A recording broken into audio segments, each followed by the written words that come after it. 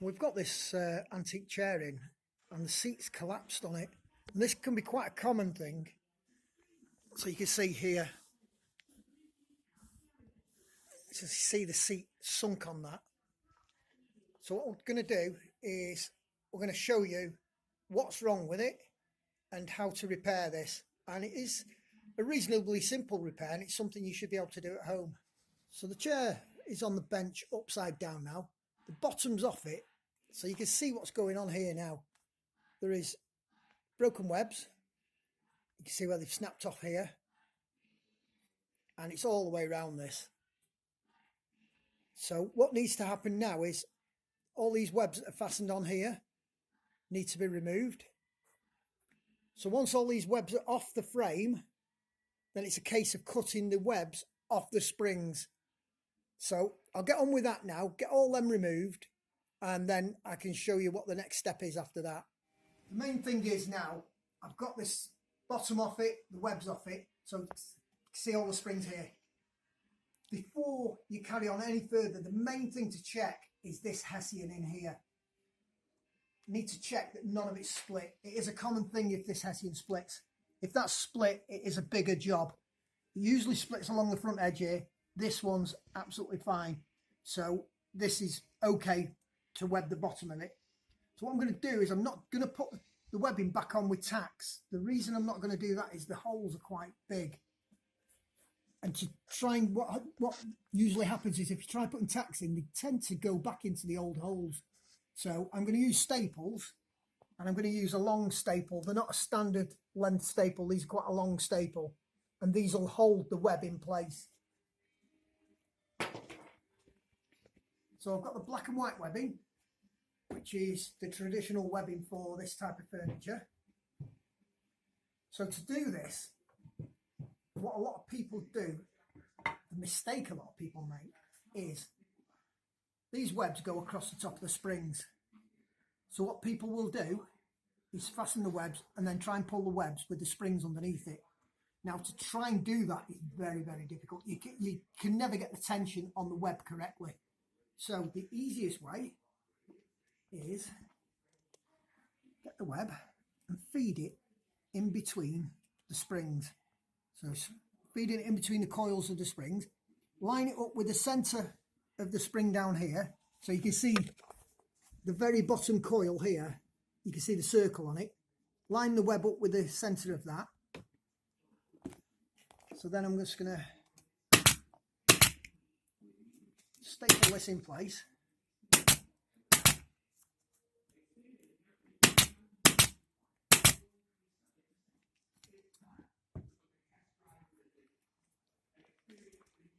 So the front of that's fastened now. Come around the back. And I'm going to use a web stretcher. Now to use a web stretcher, I'll loop in the web, feed it through the slot in the stretcher.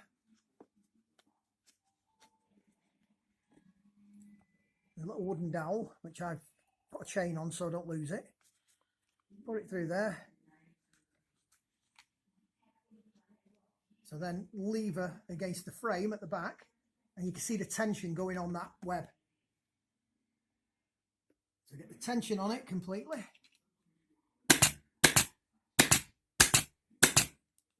Staple that.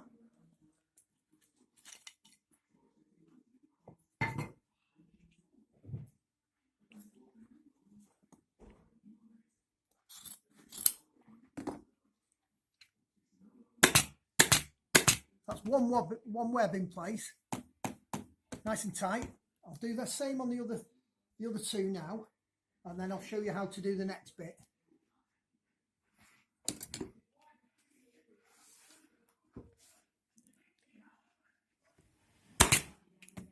Right, that's the webs on front to back. So it doesn't matter which way you start. You can do front to back or side to side, whichever way suits you. Now what I'm going to do with this is these webs are on and they're on tight. Get these springs, you cock them over an angle and compress them underneath the web. The only thing you've got to be careful of doing this is when you're working with it, sometimes they will try and ping back out again, but as long as you've got them underneath the webs at the moment, that's the main thing.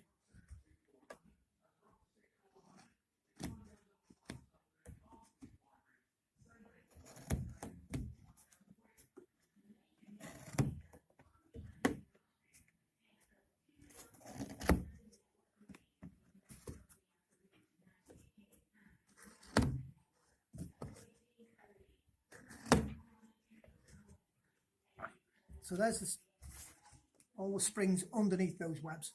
So the next thing, get the web again. So this webbing now is woven underneath the other web there. You're not catching the spring's still loose. So you go under, over,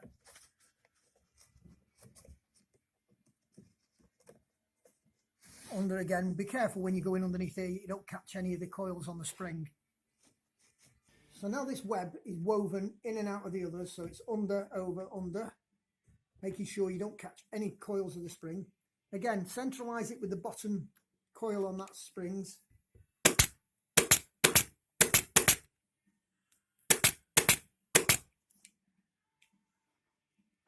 So this web again, I'm using the web stretcher for these again.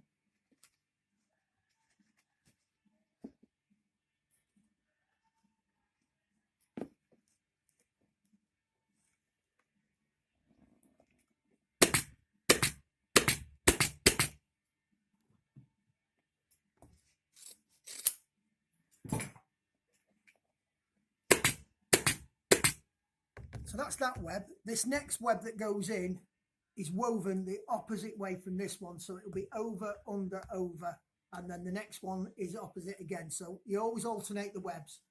So that's that in. These springs can't come out now. They're underneath there. So I'll get the rest of these on and then I'll show you what the next step is then. So all the webs are in now, all woven in and out of one another. The springs are fitted underneath them. But if you look at the springs, they still move around. They need to be secured. So what'll happen is if you just leave them like that and you start sitting on it, they'll end up cocking over and breaking. I've seen it where people try to weave these webs in and out of the springs to hold them in place. That's incorrect. So this now, if you get the spring and just move it so it's in the centre of this cross of webs, that should be lined up, that spring, because when you're putting the webs in before, you've lined them up with the bottom coil on it. So when that's in place, you need some of this, and this is a linen thread, a mattress thread designed for this purpose. I've seen so many so-called professional upholsterers sewing in springs with incorrect twines and strings. This is the wrong one in here. This is just a normal string inside here. That's incorrect. So this string here is incorrect, but there's nothing I can do about that. That's fitted in there. But I've seen videos where upholsterers do it incorrectly. So curved needle and the thread. So if you pick up a bit of the web, so you're going through the web and the spring, pull the needle through, and this is starting off. So on here now, just create a knot. This is the easiest way to do it. Pull the needle through the knot, and that then gives a slip knot. So you've got a slip knot there now. Pull that down. Make sure it's nice and tight, and then lock off the slip knot with another knot. So that's not going anywhere now. So on these you need 3 stitches anywhere, equally space them, so go across from one side to the other. So now again, pick up that web and the spring. So the easiest way for you to do this at home would be if you've got your needle through there like that, get your twine and wrap it around the needle. Do it 2 or 3 times. Pull your needle through. So pull that, just I normally keep my finger in there just to stop it getting knotted as you're pulling it. Pull it back on itself, and then if you pull that tight, that's locked off. So you've got 2 knots there now on that one spring. So now come across to this one here, needle part way through, wrap the twine round.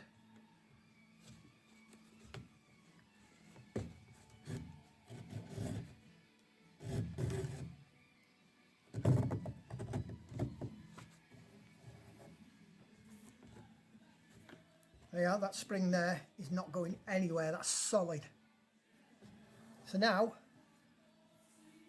what needs to happen now is we need to go from this spring to the next spring. And the way to do that is, again, line up the spring with the web, and you literally just go across. Always try and take the shortest bit, don't go right across the other side. So try and go across to the nearest point on the next spring.